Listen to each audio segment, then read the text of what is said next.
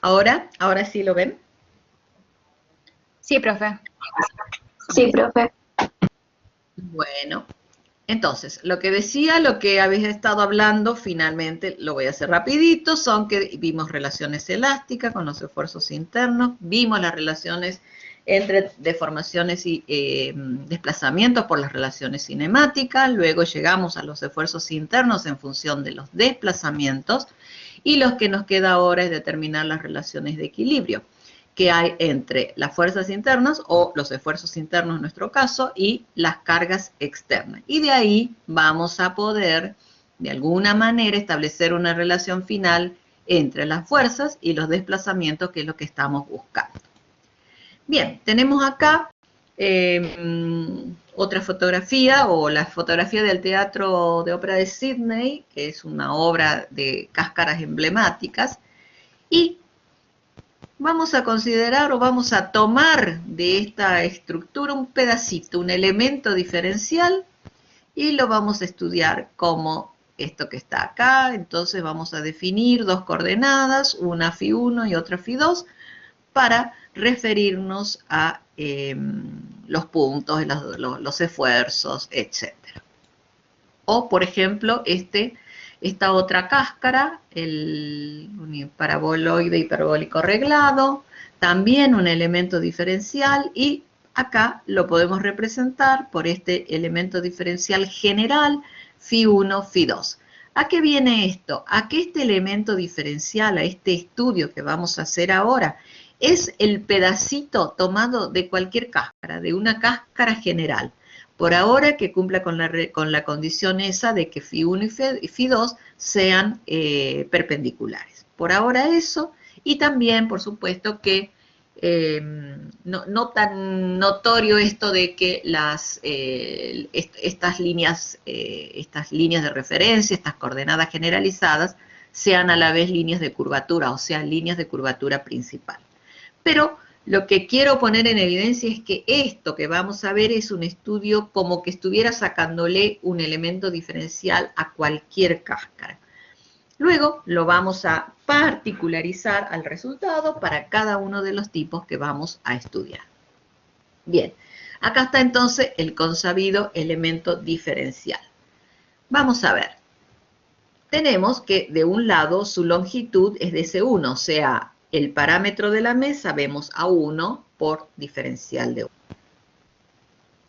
Cuando paso de este lado a este otro lado, entonces ha variado, hay una variación de ese parámetro de la mesa, por la forma, por todo. Entonces va a ser A1 más la variación, la derivada del parámetro de la mesa respecto de φ2, porque me estoy moviendo en el sentido, en la dirección de φ2, diferencial 2 por el diferencial 1. Luego tengo que en la dirección de φ2, el punto de partida es A2 de φ2, o sea, esa es la longitud, el arco que tengo, cuánto vale ese lado. Cuando voy al lado ubicado después de haber pasado un diferencial de φ1, ¿cuánto va a valer? Va a ser A2 más la variación de ese parámetro en la dirección de φ1 por diferencial de φ2. Entonces, acá ven, ya hay una diferencia entre lo que veíamos en placas. Yo siempre lo voy a poner así en referencia para que hagamos una relación. En placas teníamos A1 que valía, por ejemplo, X, Fi1X, Fi2Y. Entonces, A1 vale 1 y de Fi1 significa dx, diferencial de X. A2 de Fi2 sería 1 por dY, o sea, diferencial de Y. Y cuando pasaba al otro lado seguía valiendo dY y este seguía valiendo dx. En cambio acá ya tengo una variación de esos valores debido a las formas. Como siempre, estoy refiriéndome a las direcciones T1, T2, N, dadas por esta tríada de vectores unitarios. En este caso, las cargas generales las puedo considerar o que tienen componentes tanto en la dirección 1 como en la dirección 2 y en la dirección perpendicular. Vamos de nuevo, la diferencia que había con placas es que todas las cargas tenían la dirección perpendicular al plano, o sea, P sub n. Y cuando vieron el estado plano de tensiones, las cargas tenían la dirección o P1, o P2 o ambas, o sea, coplanares. En este caso estoy manejando componentes en las tres direcciones. Coplanares P1 y P2 y perpendiculares al plano P sub n en cada uno de los puntos. Bien, esto es simplemente geometría, la geometría de entonces conocer cuál es mi elemento diferencial y cuánto valen sus lados. Ahora vamos a poner en evidencia los esfuerzos. Primero lo que denominamos esfuerzo membranal. Y acá ven ustedes, se ven en ese pedazo, en ese elementito diferencial, que N1 es un esfuerzo que tiene la dirección de 1 y es coplanar, está en el plano del elemento. Cuando paso al otro lado, N1 va a variar con respecto de Φ1. Entonces va a ser N1 más la derivada de N1 respecto de Φ1 por diferencial de Φ1, porque ha pasado un elemento diferencial en la dirección de 1. Luego, en la otra dirección, tengo el otro esfuerzo coplanar o esfuerzo membranal, que va a ser N2, que en una de las caras vale N2 y en el otro lado, a un diferencial en la dirección 2, va a ser N2 más la derivada parcial de N2 respecto de Φ2, diferencial de Φ2. Entonces son componentes normales o coplanares. Vamos a poner. Luego tengo los tangenciales. N1,2 actuando en el lado A2 de Φ2. Y acá tengo N1,2 más la variación de el esfuerzo tangencial 1,2 con respecto de Φ1 por diferencial de Φ1. Porque he pasado de esta cara a un diferencial en la dirección de Φ1. Luego tengo el otro esfuerzo tangencial, N2,1, que cuando paso a la otra cara ha variado también en la dirección de 2. Entonces va a ser N2,1 más la derivada del esfuerzo tangencial 2,1 respecto de Φ2, diferencial de Φ2. Entonces, estos son los esfuerzos tangenciales. N1, N2 y N1,2. Que por Cauchy N1,2 consideramos igual a N2 sub. Las cargas, P1, P2, P sub n. O sea, es la carga, componente de las cargas en la dirección 1, en la dirección 2 y en la dirección n, perpendicular entonces al elemento. ¿Qué otros esfuerzos vamos a tener en la placa? Cortes, el corte en la dirección 1, Q1, y acá va a ser Q1 más la variación de Q1 respecto de Φ1, diferencial de Φ1. Q2 más la variación de Q sub 2 por derivada de Q sub 2 respecto de Φ sub 2 por el diferencial de Φ sub 2. Entonces, acá ya tengo, estos esfuerzos ya no son membranales. Estos esfuerzos se originan por variaciones en los momentos. Como saben ustedes, entonces me originan los esfuerzos de corte. Bien, tengo entonces las fuerzas que están actuando, fuerzas membranales y estos esfuerzos o fuerzas flexionales. Entonces, el equilibrio de un elemento en el espacio, tengo que sumatoria de fuerzas debe ser igual a 0 y sumatoria de momentos tiene que ser igual a 0. Vamos a considerar la parte de las fuerzas. Entonces, para que esto esté en equilibrio, toda la sumatoria de las fuerzas en la dirección 1, todas las fuerzas sumadas en la dirección 2 y todas las fuerzas sumadas en la dirección de n tienen que ser igual a 0. No tiene que haber fuerza resultante para que el equilibrio se cumpla. Entonces vamos a ir armando la ecuación de equilibrio E de fuerzas en la dirección 1. Entonces vamos a considerar primero la fuerza N1 más derivada de N1 respecto de Φ1 por diferencial de Φ1. Es una fuerza por unidad de longitud. Por lo tanto, cuando multiplico por la longitud, la resultante ahora sí es una fuerza. Entonces, un esfuerzo por unidad de longitud por la longitud igual a fuerza. Fíjense que está actuando en la cara A sub 2 más derivada de A sub 2 respecto de Φ1 de Φ1 por d Φ2. Es la longitud, es de este lado, donde está marcando el cursor. A ver, voy a ver si se nota mejor. Pero es esto. Bien.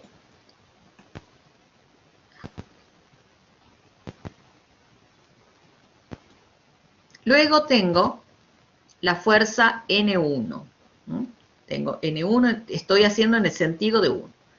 N1, que está contrario al sentido positivo que le he tomado y está actuando en la cara A2 de Φ2. Sigamos. Ahora voy a considerar la fuerza N21 más variación de N21 respecto de Φ2, diferencial de Φ2, que es positiva porque está actuando en el sentido positivo de 1, sobre la cara esta, que es A sub 1 más la variación del parámetro de la M en la dirección 1 respecto de Φ2, diferencial Φ2 por diferencial Φ1. Y ahora considero esta otra fuerza N21, actuando en la cara A1 de Φ1. Negativo porque se opone al sentido positivo dado a las Φ1. Bien, entonces las fuerzas amarillas ya están consideradas en la ecuación de equilibrio. Pero vamos a ver ahora que esto se complica un poquito más. Esto es como si yo viera en forma muy exagerada, ¿no? Muy exagerada, ese elemento diferencial mirado desde arriba, Entonces tengo el lado A2 de Φ2, A1 de Φ1, este ya cambió como A2 derivada de parcial de A sub 2 respecto de Φ1 por d Φ2, y este es el lado que cambió A1 más la derivada de A1 respecto de Φ2 por d Φ1. Mirado desde arriba, como que yo lo estoy mirando desde arriba. Entonces voy a definir ahí ese ángulo alfa, fíjense el ángulo alfa, y un ángulo beta. De tal manera que en este caso sería el N2, el elemento, el esfuerzo unitario, el esfuerzo normal N2, tiene una componente en la dirección 1, por esto. Entonces, tiene una componente en la dirección 1, que va hacia el lado opuesto de los sentidos de los positivos, que lo hemos tomado de arriba hacia abajo. Eso estoy mirando desde arriba, vuelvo a decir. Es el mismo elemento diferencial de la filmina anterior, nada más que ahora lo estoy mirando hacia arriba y con un gran lente de aumento, por ejemplo, por lo tanto, digamos, las diferencias se las notan muchísimo, están exageradas para que la podamos comprender. Entonces, N2 tiene una componente en la dirección de 1. Entonces, ese es el ángulo alfa. Por lo tanto, la tangente de alfa, que es lo mismo que el seno de alfa, y de nuevo apelando a esa primera hipótesis de los desplazamientos pequeños, puedo decir que tanto el seno del ángulo como la tangente del ángulo, amén de ser iguales, son iguales al ángulo mismo. Pero lo que me interesa a mí es que puedo determinar la tangente a partir del seno.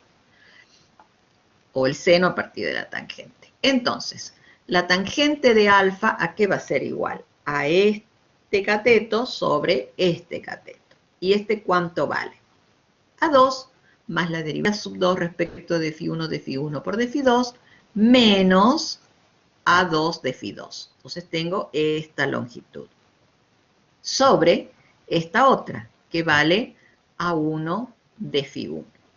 Hago las cuentas y me queda que la tangente de alfa va a ser igual a 1 sobre A1 por la derivada del parámetro de la M2 con respecto de Φ1 por d Φ2. ¿Y por qué el seno? Porque esta componente la puedo sacar por seno de alfa igual a cateto opuesto sobre hipotenusa. Entonces, ahí voy a determinar esa componente, que es lo que tengo acá. Entonces, fijémonos ahora de nuevo. Esa componente en realidad sería N2 más la variación de N2 respecto de Φ2. Ahí es con respecto, sí, está bien, de Φ2 con respecto de N2.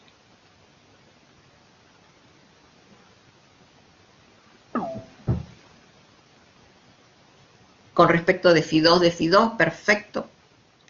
Por el seno, porque acuérdense que esta parte es esa componente, 1 sobre A1 por la derivada de A2 respecto de Φ1, que es esto que yo estoy señalando con el cursor. ¿Y dónde está actuando? Acá está recién el lado. A1 más la derivada de A1 respecto de Φ2, de Φ2, de Φ1. ¿Qué es lo importante? Yo tengo que hacer esta multiplicación. El primero por este, por este. El primero por este, por el segundo. El segundo por este, por el primero. El segundo por este y por el segundo. Indudablemente, cuando yo haga la derivada de N2 respecto de Φ2 por la derivada de A2 respecto de Φ1 por la derivada de A1 con respecto de Φ2 de Φ1, ya me estoy haciendo un trabalengua, es un infinitésimo de orden superior, superior, superior. Entonces, habíamos visto que por los pequeños desplazamientos y las hipótesis que tenemos, vamos a despreciar infinitésimos de orden superior. Entonces, con eso me va a quedar que lo que tiene valor finito, lo que importa, va a ser N2 por 1 sobre A1 derivada de A2 respecto de Φ1 por A1 de Φ1 de Φ2.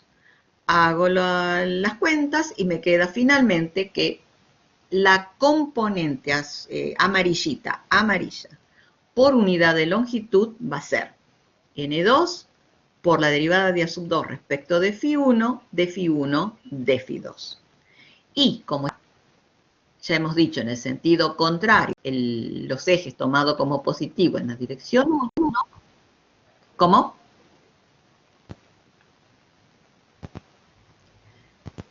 Entonces va con el signo menos en la ecuación. Este es el término N2.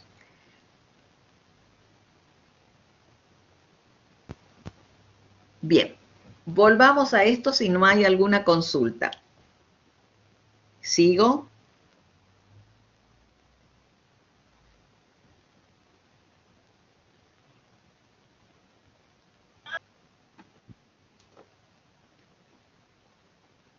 Bueno, como no hay consulta, sigo. Ahora, de nuevo, miramos no estoy viendo los chats, no sé por qué. Si quieren informarme de algo, capaz que con el WhatsApp va a ser más fácil para que lo vean. No me aparece eso que lo puse para mirar. Estoy mirando de nuevo el elemento diferencial de arriba. Y ahora voy a considerar este otro lado, el A2 de Φ2 más la variación, etcétera, etcétera. Fíjense que ahí yo tengo el N12, o sea, el esfuerzo tangencial en el sentido, lo voy a poner en la dirección de N2. Pero también tiene una componente en la dirección 1, que va a estar dado también por el seno de ese ángulo beta. Entonces, ¿qué voy a hacer? La misma consideración, que tangente de beta, aproximadamente igual al seno de beta, va a ser igual entonces a sub 1 más la derivada de A sub 1 respecto de Φ2, diferencial de Φ2, diferencial de Φ1, menos A1, diferencial de Φ1 sobre la longitud A2 diferencial de Φ2, que es lo que está señalando esta cuenta que yo estoy marcando con el cursor. Bien, hago las simplificaciones como habíamos hecho anteriormente, ¿y qué me queda? Que la tangente de beta, o sea, el seno de beta igual al ángulo, va a ser igual a 1 sobre A2 por la derivada del coeficiente del parámetro de la m en la dirección 1 con respecto de Φ2 por d Φ1.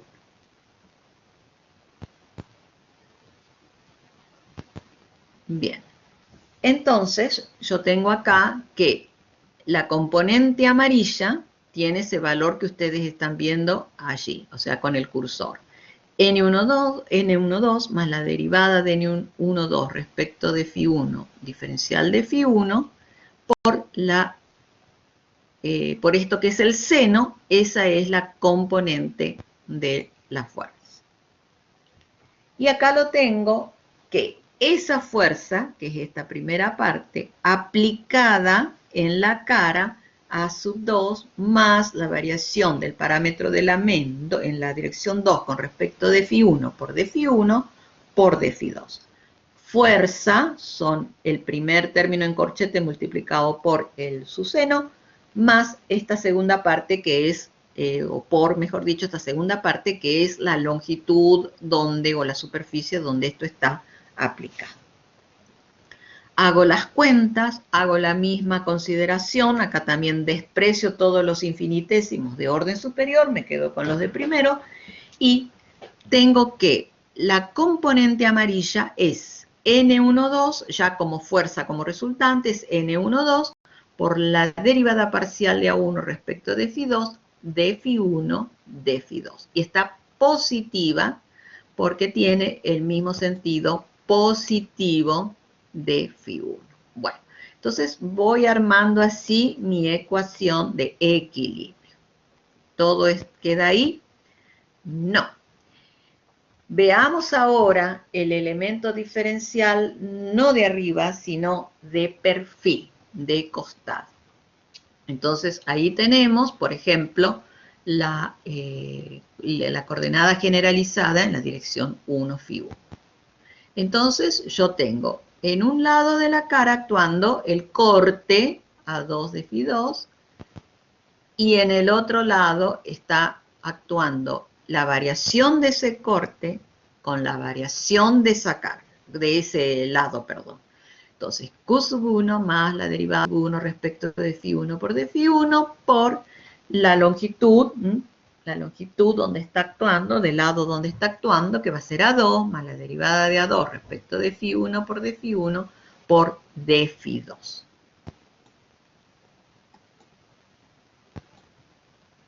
Bien, entonces, el arco del ángulo Ψ es A1 de Φ1 y R1 es su radio principal de curvatura. Entonces allí, en algún lado, me define este ángulo Ψ. El ángulo Ψ, pequeño también, por el seno aproximadamente igual que el ángulo, va a ser arco sobre radio. A1 de Φ1 sobre R1.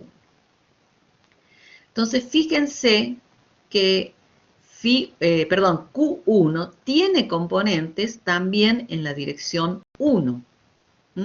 Entonces, el Q1 a 2 de Φ2 lo compongo con la variación de Q1 más de diferencial de Q1 respecto a Φ1 por d Φ1 por el lado donde está actuando de Φ2 y me dan como resultado una resultante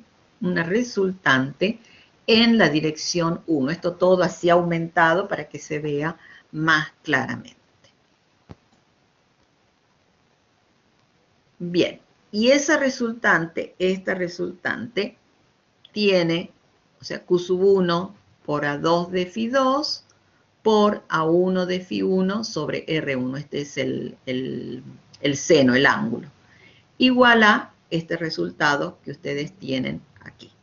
Y está en el sentido contrario al sentido positivo de las Φ1 supuesto en este caso.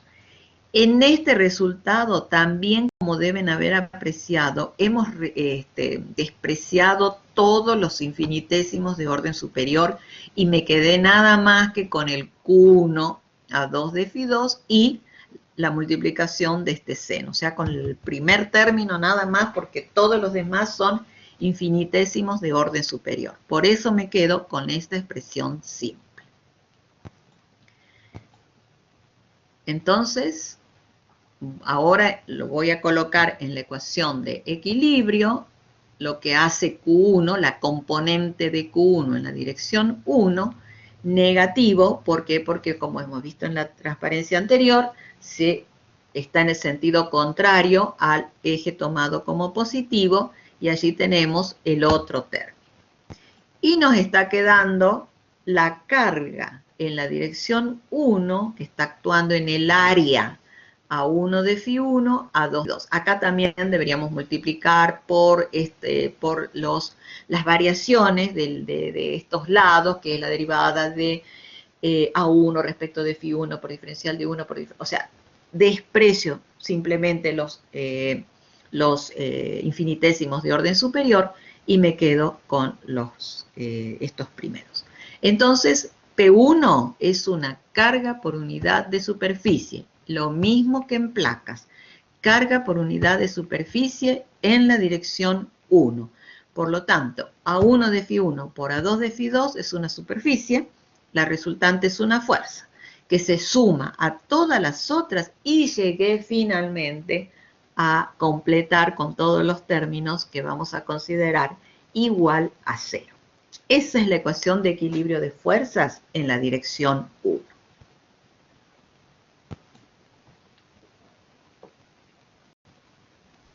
Hoy, ya son las 6.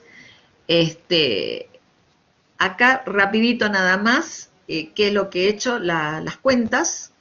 Fíjense que he puesto N1 por A2 por d Φ2, que es el primer término, más N1 por la derivada de A sub 2 respecto de Φ1 por d Φ1 por d Φ2, que es el segundo término, más la derivada de N1 respecto de Φ1 por d Φ1 por A2 por d Φ2, que es este por este, más la derivada de N1 respecto de Φ1 por d Φ1 por la derivada de A sub 2 respecto de Φ1 por d Φ1 por d Φ2, que es este término, menos N1 a 2 de Φ2. De la misma manera lo trabajé.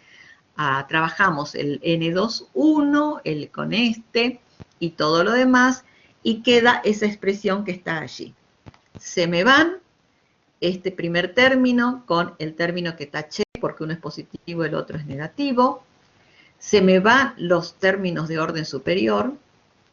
Se va el N21 con el menos N21, se va este término también por ser infinitésimos de orden superior, y los que me quedan los arreglo un poco, y me queda finalmente, esto es, miren, fíjense, N1 por la derivada de A sub 2 respecto de Φ1, más A sub 2 por la derivada de N1 respecto de Φ sub 1. Esto es nada más que la derivada de un producto de funciones.